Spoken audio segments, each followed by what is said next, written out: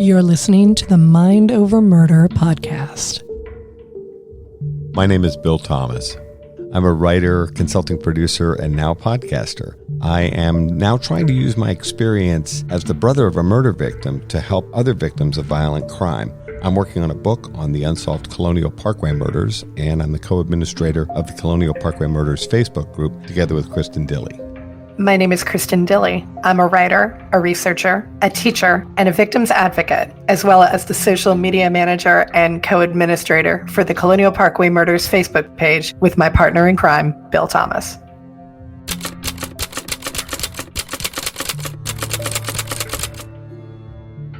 Welcome to Mind Over Murder. I'm Kristin Dilley. And I'm Bill Thomas. Today we wanted to dive into the world of online sleuthing, and specifically we want to talk about a subject that you and I as victims advocates have to deal with a lot, increasingly actually, and that is online tipsters. Because we get a lot of tips in the Colonial Parkway Murders. Sometimes we get several a month, and sometimes I think actually fairly recently we've been getting like several a week. Yes, this is true. It feels like it's important to let everybody in on our process here of how we deal with tips when they come to us. Even though we are not investigators and we have never claimed to be, we do still have to do a certain amount of vetting of the tips that come to us. So we thought it would be a good idea to do a little behind the magic expose here to talk about how we deal with all of this and to give some do's and don'ts if you are planning on submitting a tip to law enforcement or anybody about any case that you follow. Now, how many years have you and I been working together on the Colonial Parkway Murders? Since 2015, and I don't remember what year it is right now because it feels like forever. Last time I checked, it's 2022, so we may be coming up on 7 years. 7 years, yeah. I guess I've been more heavily involved in the Colonial Parkway Murders since 2009, in the fall of 2009. So that's, 12 and a half years. Yeah. So we've really put ourselves out there in terms of making ourselves available. Of course, we have the podcast over the last 2.5 years, and the Colonial Parkway Murders Facebook page, coupled with other Colonial Parkway Facebook pages run by Joyce Call Canada, Keith's sister, and her family, and less active at this point, but still quite active at one time, Colonial Parkway Murders page run by members of the Phelps family. What's sort of developed is that people reach out to us, which we find interesting. Kristin, as you said, we're not investigators. We're not trying to position ourselves as investigators. But at the same time, because we've put ourselves out there and there's increasing visibility and interest in these cases, people end up contacting us, as you said, quite frequently.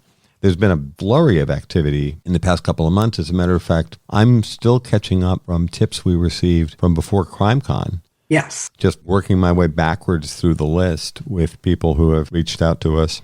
Mostly email, text, Facebook message. We do laugh sometimes because inevitably I'm trying to tell Kristin about a tip we received and I'm like, I hate this multi-platform world. Where is the tip? Because you could probably reach out to us no less than a dozen different ways on multiple platforms. And so every once in a while I'm trying to find the message that a particular individual sent us. I'm like, I want to share this with you, but I can't find it right now. We're almost spoiled for choice, I think, when it comes to ways that people can reach us. Very rarely, I will see a tip before you see it. And then invariably, I'll have to call Bill and say, okay, did you see this tip? And it'll be like, wait, it came in on Messenger. No, it's not. It's on the Parkway page. No, wait, it's Mind Over Murder. And then we have to get ourselves straight. Where did we see it? Who is it from? And then we have to look at, okay, how specific is this tip? Does this sound like it's something that we can immediately pass on to the FBI? Do we need more information? It becomes a whole process. And I don't think that when we started out, certainly when I started with you in 2015, I never in a million years would have thought that one of my almost day-to-day events would be talking about and kind of processing, okay, we got a tip in a murder case. What do we think about this? It never have crossed my mind. And yet here we are. And we find ourselves doing this quite a lot, actually. To be clear, I don't want to imply that we're complaining at all. As a matter of fact, we very much appreciate people reaching out to us. But we did want to, as Kristin said, peel back the curtain a little bit so you can see what we do with a tip. One of the first things that we do is, a big thing with me is I want to know who I'm talking to. People have noticed this a lot. If someone reaches out to me, what I'm looking for is sense of who this is by name. I'm not real big at all on hiding behind online personas and that kind of thing. Really don't have time for this. I want to know who I'm talking to. And I have challenged people. Within the last week, I've challenged people because I won't talk to someone until I know who it is I'm talking to. I expect that someone is going to say to me, oh, my avatar, my online name or whatever is XYZ, but my real name is Jane. Then I want to spend a few minutes verifying that there is a Jane Smith at the contact information that you've provided. And I have told people, look, I'm not going to talk to you unless I know who you are, because how do I know you're not somehow involved in the Colonial Parkway murders and phishing? And the FBI has told me repeatedly they believe that offenders follow the Colonial Parkway murders on Facebook. They follow Mind Over Murder. They listen to this podcast. They watch interviews that we've done. They've seen the television series, The Lover's Lane Murders. And when the FBI says something like that to me numerous times, I take heed. Now, we have had that interesting conversation more than once where I have asked, have I put myself or my family in danger? Long pause. And then the agent said, we don't think so. Now, I remember the first time we had that conversation, and that sent chills down my spine. At the same time, I'm not going to worry about that stuff. If some nut job is involved in the Colonial Parkway murders and is stupid enough to come after us, me, why not just declare to the world, yep, I'm involved in the Colonial Parkway murders and I showed up at Bill Thomas's house? That would be pretty stupid, I would say. So I'm highly confident that won't happen. And I'm certainly not going to spend any time lying awake at night worrying about something like that. I do want to know who it is I'm talking to. Many times when people have reached out to me, I've put them off slightly so I can find a few minutes to do some online research to make certain they are who they say. And you do have a nifty little subscription. What is it that you use to verify people?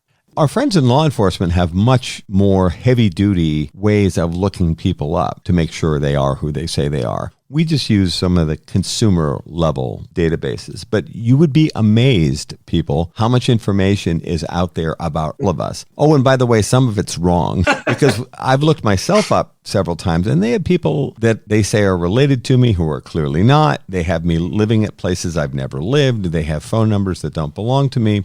I would say the core information that's available online is accurate, but I would say for me personally, I got to have a 10 or 15% wrong stuff. Now, William Thomas is not the most common name ever. It's not John Smith or Jane Doe or whatever. They do seem to have linked me with a number of Thomases that I don't actually think I'm related to. To make things further complicated, by the way, when I was living in Los Angeles, I rented an apartment at a big complex called Park La Brea. I moved in to this apartment after someone had unfortunately been evicted. That individual, whom I never met, had the same last name. So it created a lot of problems. They had gotten themselves into some financial hot water, and that individual, whose last name is Thomas, his credit rating actually began to get blended with mine. Oh, no. Which was very strange. Oh, no. And then further, when I was in Los Angeles, I actually had my identity stolen as well. Jeez. Got a hold of, you remember when American Express used to actually send you paper copies of your credit card statement? Yes. Someone got a hold of one of mine and actually stole my identity and sent out Federal Express packages under newly opened Federal Express customers, all under the name William Thomas, charging to my credit card those awful jobs listed on Craigslist where they say at-home check processors and these other really bizarre, crappy jobs. And unfortunately, those jobs are scams. since these scammers have to work the scam, they find people and pull them in, and then they steal someone's identity and send out information to these individuals. Oh my gosh. I was the address and the name and address that they used. So very strange and bizarre situations. We got most of my credit and background information sorted out, but I'm still shocked the fact that there are people on there that I'm clearly not related to and have never met. Jeez. So it's not 100% accurate, but you do use it as a way to guarantee that Jane Smith, who has reached out to us about a tip in the Parkway case, is in fact Jane Smith and may actually have some credible evidence. Yeah, and I think without exaggeration, I think I've talked to a tipster every single day this year. It sounds like it. You've been really busy every time that I've croaked into the phone. You and I were having are we going to record a podcast today conversation? we were, yeah. It's been an adventure this week for sure. You can still hear it. You're going to edit out some of those cough sounds there, buddy. I'll do my best. Mr. Thomas is also our resident editor for anybody who does not know that particular bit of podcast magic. And I don't envy him having to listen to this croak until next week. It'll be fine. You're channeling your inner Kate Hepburn. The La Hepburn. So I do want to make sure that as part of our pulling back the curtain expose that we're doing here, that we just give everybody a basic idea that there are certain things that law enforcement looks for when it comes to tips. And because law enforcement looks for those things, and because Bill knows that law enforcement looks for those things, we have to look for those things too when they come to us.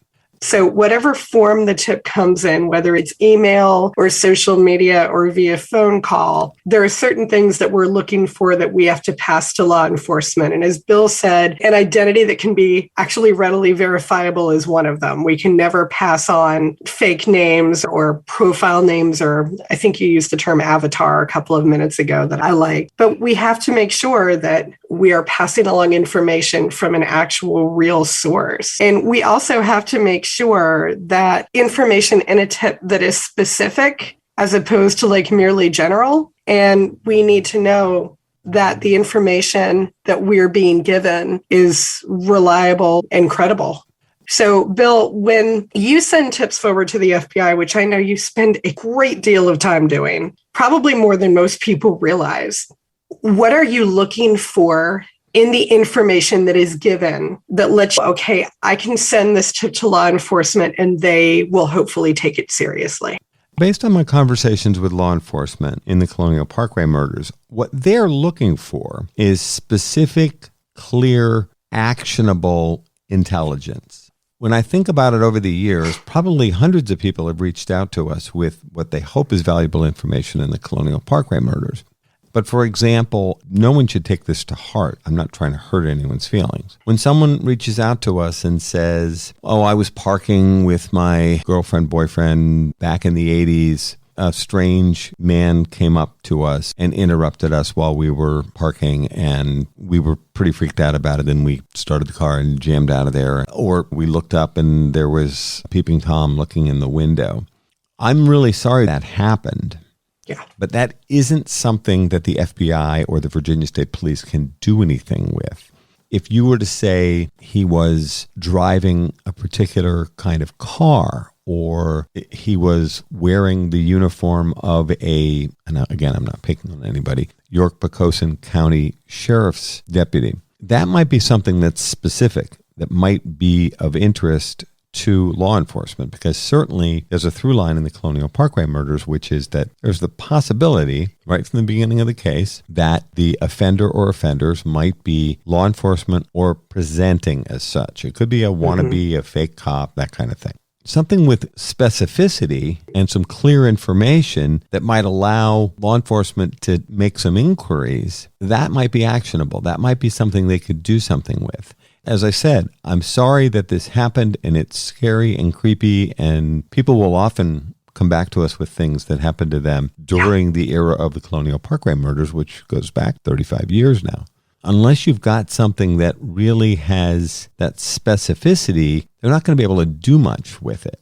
Yeah, exactly. I remember when we were talking to Maureen O'Connell when we were working on Lovers Lane murders, and I said we were getting all of these tips from people about they'd encountered someone on the parkway, or someone had encountered them, or someone had pursued them in their car. I said, do you want us to try to track these or monitor these or something? And she said, you need as much specific information as possible. And she gave us a list of things. She said, you need a time, you need a date, you need a location. If there's weather conditions, plate numbers, descriptions of cars, descriptions of clothing. She said, anything that you can put together is more helpful than not. I remember thinking, okay, so I pulled together very optimistically pulled together a little form that people could use if they were going to report a tip to us. And I don't think that form ever got used because, unfortunately, a lot of what happened on the Parkway back then, and we heard from a lot of people, including like colleagues of mine at the school where I teach, they were reaching out and going, oh, this weird, creepy thing happened to me on the Parkway. Can you do something about it? And a lot of times I had to say, I don't think I can, because if you can't remember anything more specific than I got chased by a car sometime in the mid-'80s, we can't do a lot with it, unfortunately. We're sorry, it's scary, and we're glad that you wanted to tell us about it because it is useful to know that it was happening, but there's not a lot that we can do if it's a very general tip. Now, in some examples, people are coming forward with a great deal of specificity. I find myself, and I'm not complaining at all, I'm willing to do this, I find myself trying to research and fill in the gaps about this information that this tipster has provided. Ultimately, what I'm looking to do is send in a document, which in our example usually goes to the FBI. Sometimes they go to the Virginia State Police if it's something that I think is specific to the two incidents in the Colonial Parkway murders that are handled by the Virginia State Police. That is the Robin Edwards, David Knobling murder and the murder of Anna Maria Phelps and Daniel Lauer. If there's something that's specific to those two incidents, which are considered part of the Colonial Parkway murders, I would steer the information to the Virginia State Police offices who are responsible for those cases. In many examples, I'm receiving information, or we're receiving information, that has to do with the Colonial Parkway murders generally, or the Kathy Thomas, Rebecca Dowski murder, the first incident, or the disappearance of Keith Call and Cassandra Haley, the third incident in the series, and both of those cases are handled by the FBI. At the same time, if I receive something that's general to the Colonial Parkway murders, I'll usually send it to the FBI. You're listening to Mind Over Murder. We'll be right back after this word from our sponsors.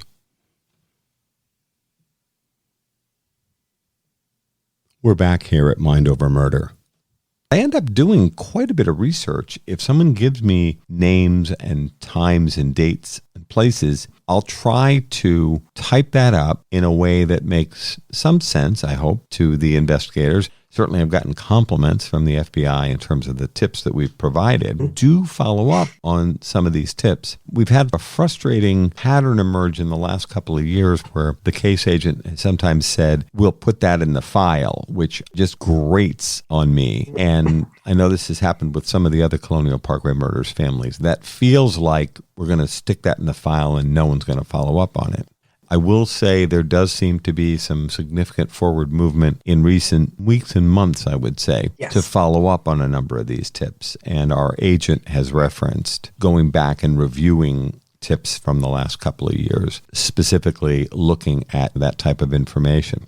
Usually what I try to do is fill in the blanks as best I can. For example, if someone says, and this has happened a lot, people have said, I think my father may be involved in the Colonial Parkway murders, my uncle, my brother. We've had a lot of that. I'll try to then research who this person is. They're almost always male, where they live, what they did for a living, maybe a history of their addresses, that kind of thing. Obviously, the FBI has a lot of this information, but I'm trying to give them what we have and try to make it as specific as possible. Because, Kristin, as you said, a general tip about something spooky that happened on the Colonial Parkway murders in the 1980s isn't helpful at all, really.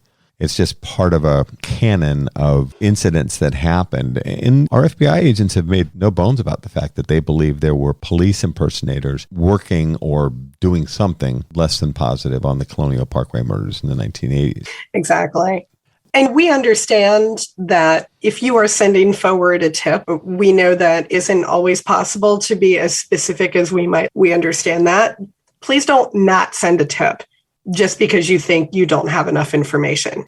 We would rather that you just give us the information that you have and we can continue to ask questions. Bill, I know you spend a significant amount of time on the phone with people, just getting more information and asking good questions. And I know that has yielded results. I know that you're very willing to put in the work on that. And one of the things I also want to get clear with people is, in addition to finding out who they are, I also want them to be clear on who we are. Yes. Sometimes people have reached out to us, and this has happened a lot recently. People aren't really clear on who we are, Kristin, Dilley, Bill Thomas. And so I'll explain who we are, that you're not dealing with law enforcement. We're not private investigators. We don't pretend to be investigators. We are a victim's advocate, Kristin Dilley, and the brother of one of the murder victims. At the same time, I don't want people to get freaked out about it. I do say you can be plain spoken with me. You're not going to hurt my feelings. I'm probably not going to dissolve in tears. So if people want to get specific or graphic, I don't have a problem with that. Something I referenced a moment ago, this is a very interesting development in the last 2 years, I would say. There's a generational shift now going on. We're starting to receive tips from the sons and daughters to nephews of people who believe their family, father, brother, uncle, grandfather may be involved in the Colonial Parkway murders. So in a number of these examples recently, and this happened extensively in December, January, February, I was talking to young people who in several examples weren't even born when the Colonial Parkway murders happened. These people are now in their early 30s, so they literally weren't even born when Kathy and Becky's murder took place. They have information, and some of it actually was quite significant, I believe, and have passed this on to the FBI, and they believe their previous generation of relatives are directly involved in the Colonial Parkway murders. And I find it absolutely fascinating that sons and daughters of individuals, some of whom are alive, some of whom are dead, some of whom are incarcerated, have come forward to me and said, I believe very specifically in several examples, I believe my father was involved in the Colonial Parkway murders. And here's why. Wow, that's a pretty heavy conversation. And I find it interesting that there are so many of them, because clearly we are not a town full of murderers. At least I hope we're not a town full of murderers. That would be terrifying. I can think of at least one attempted murderer who lives in Williamsburg. Yes, he was very famously referencing presidential assassin John Hinckley. At least I think that's who you're referencing. Attempted presidential assassin. Attempted presidential assassin John Hinckley. Thankfully unsuccessful assassin John Hinckley. I find it fascinating, and this has happened quite a bit in the last 2 years, I would say, where we've had these young people, they're younger than I am, that makes them young people, they've come forward, and these people actually are quite sincere. They're very apologetic, what they think they may have discovered. Some of this stuff is very interesting. I know I'm looking at it from the perspective of the relative of one of the people that was lost. I have to say, when I talk to these young people, they've lost something too. And how disturbing it must be. And I do try to put myself in their place. And some of these examples, I've talked to these people multiple times for hours. And you actually get to know them a little bit. This is mostly over the phone or Zoom or whatever. I don't have to see them. It's nice, but it's not critical. And you have to take them as they'll come. Do you know what I mean? Yeah. I do insist I want to know who someone is. And then I think sometimes they're surprised. Usually there's that initial contact, and then as soon as I have an opportunity, I scramble and I want to do some research about who is this person. So by the next time we talk, and I don't play games, but I will work it into conversation that I actually have done a fair amount of research on them. I'll say something about, do you still live in XYZ town or whatever? And people are always like, oh. And I'm just trying to make it clear that we're going to have a conversation. I tend to be very direct. I would hope that they would be as well. As I said, they can say whatever they want. Some people have gotten incredibly graphic in the past couple of months about their suspicions of, this is specifically one family about their father and potential involvement. Yeah. And they got extremely graphic. I'm writing all this stuff down going, whoa, if this is real or not. But it's a very interesting dynamic to have a conversation like that. Not something I necessarily expected would develop, as you said. I feel like at this point, there's no way to get around this. So I want to jump into the credibility issue. Yeah. And Bill and I have discussed how do we deal with this over the last couple of times that we have talked. And I don't think there's any better way to deal with it than for me to be the heavy here and just say it. We cannot send anything to law enforcement that starts or ends with psychics. We understand that there are people who feel strongly that they can be very useful in a case like this. It is entirely possible that they can be. We know that Dorothy Allison was consulted originally for the Colonial Parkway case, but we absolutely cannot send a tip that is based on nothing but information from a psychic to law enforcement, because there is literally nothing that they can do with that information. There is nothing that they can do with it. And we have had a number of people, including one very recently, who got quite angry that we could do nothing with his information, to the extent of spamming our page angrily about it. We cannot send anything that is the result of, I got this from a psychic, to law enforcement. They will not take us seriously. No, and this is really important. Understand that we hear from a lot of different people, and we try to treat everybody respectfully. And we very much appreciate the fact that they're willing to reach out to us. That said, when I take the time to do extensive research to augment whatever it is they've told us, all the dates, times, places, additional information I can find, in addition to outlining the conversation that took place as we had it, when I turn around and send that information in, mostly to the FBI, our credibility is on the line. And I'm not going to go with some, frankly, nut job idea that makes us look like hysterics. Because when I think about how many tips we've fed the FBI and the Virginia State Police in the 12 years since I've been most heavily involved with this case, it's a lot. Remember, we're not investigators. We can't really evaluate whether something might be significant to our law enforcement partners. They know all kinds of things about these cases and these incidents that we don't know. Something might jump out to our FBI and Virginia State Police investigators that doesn't mean anything to Kristin or Bill, because we know a lot, but we don't know everything. Our investigators know a lot, and they don't share everything with us. So, for instance, if someone mentioned a particular piece of evidence or a date or a time or a place or something like that, it might mean something to our agents that doesn't mean anything to us. So we're not going to filter, but at the same time, I'm not going to put my credibility on the line. I don't want them thinking that the Colonial Parkway Murders families, and the two of us specifically, are a bunch of hysterical idiots running around taking every potential tip in the Colonial Parkway Murders as gospel. We just can't do that. And I won't, because I'm not going to look like an idiot, and I'm not going to have the tips that we provide to law enforcement just tossed in a drawer somewhere because, oh, here we go again. And we have no credibility with our friends in law enforcement. That is extremely important to us. And that's why we're so standoffish on the psychic thing. Yeah. We had a tip a couple of months ago that I actually was potentially quite interesting. It might have tied in a man into other sexual assaults that took place around the same time as the Colonial Parkway murders. This couple that had approached me led with, I'm an intuitive and I see things. And at the same time, I listened, I was polite, and I drew them out. I did end up actually referring them to the FBI, and the FBI dealt with them directly.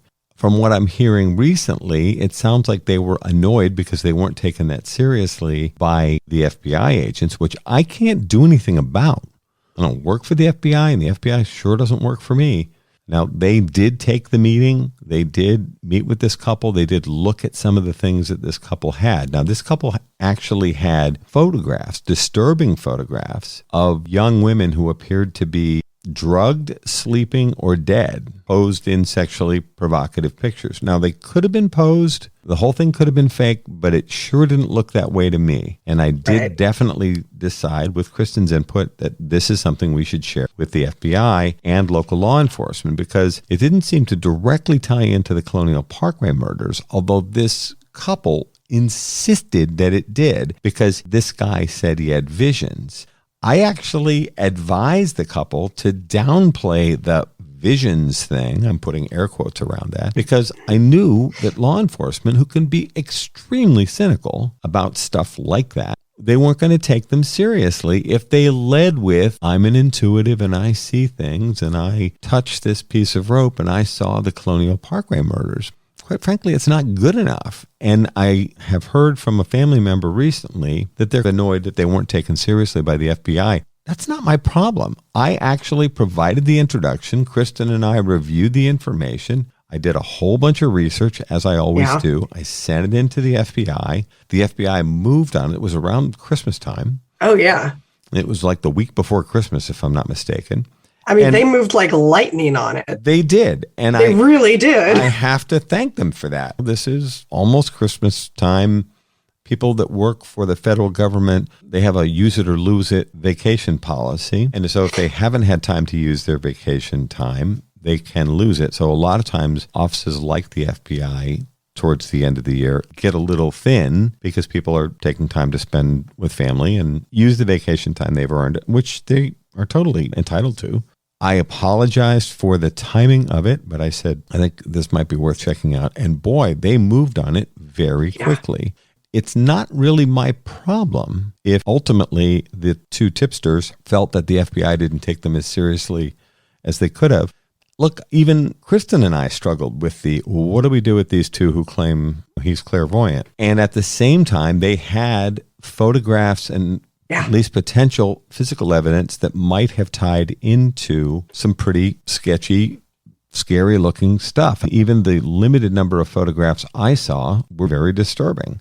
Provided my best advice, but ultimately I don't know what they said to the agents. I'm not in the room, and it's not like the agents have any obligation to circle back with me and tell me what they thought, although they did actually provide a short version of the fact that they had met with them and they did not think it directly tied into the Colonial Parkway murders. Doesn't mean it didn't tie into sexual assaults, or it almost felt it might involve sex trafficking or something like that. These were young women that appeared to be as dead, drugged, or maybe playing possum, but it sure didn't look that way to me. Oh, it was very disturbing. One of the best ways, I think, to think about whether or not information that you're going to pass on is going to be valuable to law enforcement, is it something that law enforcement use in court? And you can't prove anything that a psychic has to say. You can't use gossip in court. You can't use hearsay. Anything starting or ending with psychics is not something that is ever going to hold up in court, which is why it is just not something that we can send to our law enforcement partners and say, please take a look at this. This person has said that they have psychic sense, clairvoyance, whatever. The person most recently who sent us a tip even admitted he had zero physical evidence to back up anything that he said. It was clearly a result of his own psychic visions. And he got very upset when we refused to take it to law enforcement. Extremely upset. I feel no need to apologize. No. What in the world did he think we were going to do with this stuff? Says he gets visions and says you need to follow up on this. I'm sorry, that's just not good enough. And I'm not going to look like an idiot in front of the Federal Bureau of Investigation. If I think there's a sliver of a chance that something would be of value to the FBI or the Virginia State Police, we're going to be all over it. But that guy got so mad, and it was like, you're not giving us anything that we can take to law enforcement that they can do something with.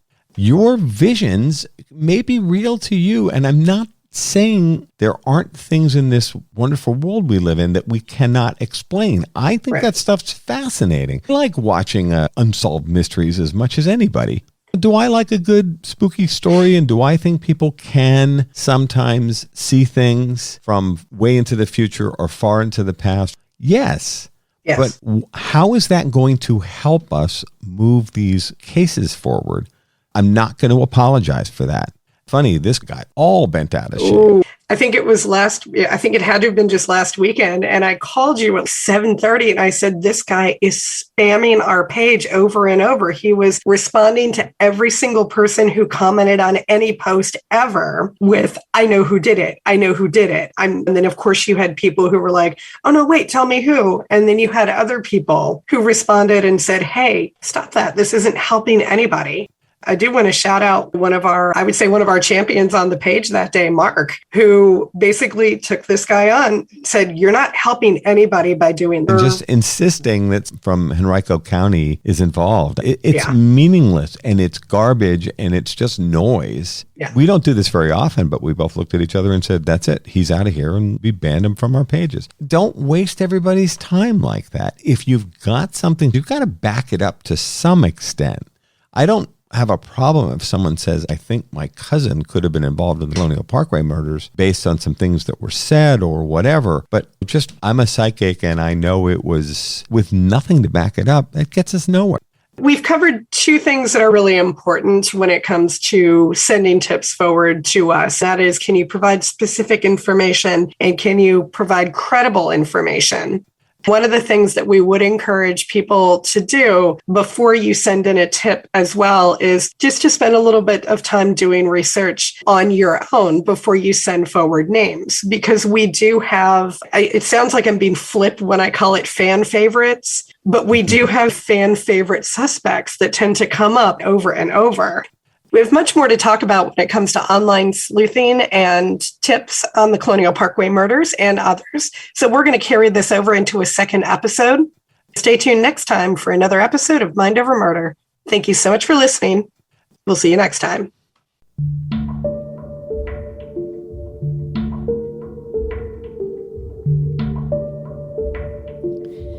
Mind Over Murder is a production of Absolute Zero and Another Dog Productions. Our executive producers are Bill Thomas and Kristin Dilley. Our logo art is by Pamela Arnois. Our theme music is by Kevin MacLeod.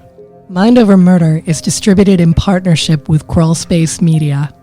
You can follow us on Facebook, Twitter, or Instagram. You can also follow our page on the Colonial Parkway Murders on Facebook. And finally, you can follow Bill Thomas on Twitter at BillThomas56. Thank you for listening to Mind Over Murder.